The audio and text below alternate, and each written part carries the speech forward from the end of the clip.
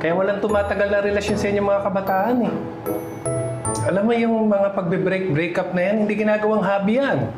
Basketball, yun ang hobby. Pero Dad, kapag it's complicated na yung status, malabo na yun. Anong alam mo dun, Tommy? Naging in a relationship ka na ba? Kasi kapag mahal mo talaga yung isang tao, hindi mo siya iiwan. Bakit ikaw? Anong alam mo? No boyfriend ka kaya since birth? Enough sa mga comments. Si Kenneth na makakasagot sa mga feelings niya.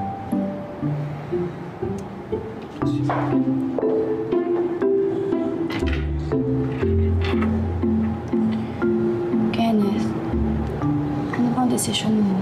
Mahal ko pa rin si Pia. Umaasa ako na magkakaayos pa kami. Hay! Magmahal, isaktan, umasa. Grabe pala may in love tong si Kenneth. Oo nga, ang hard. Probs, salamat ah. Coach Fred, thank you po. Kailangan ko ng alone time. Alone.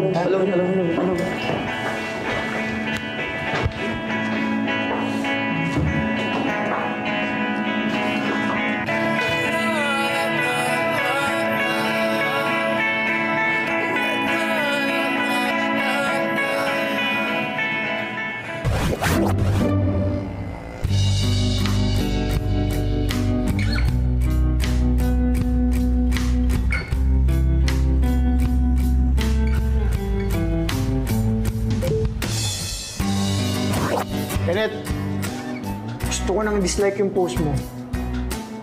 Tommy, ang taong nasaktan, malalim ang pinaghuhugutan.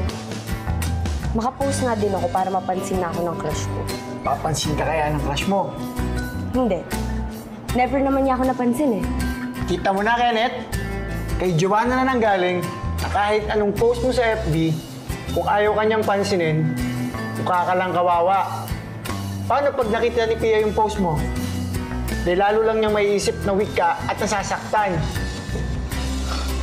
Yun nga gusto ko mangyari eh. Malaman niya kung anong pinagdadaanan ko. Malay niyo, baka balikan niya ako pag nakita niya yung pinagdaraanan ko. I still believe na somehow, kahit konti, mahal pa niya ako. Ang labo niyo, magsama na nga kayo. Pupuntahan ko si Taki. Bye, Tommy!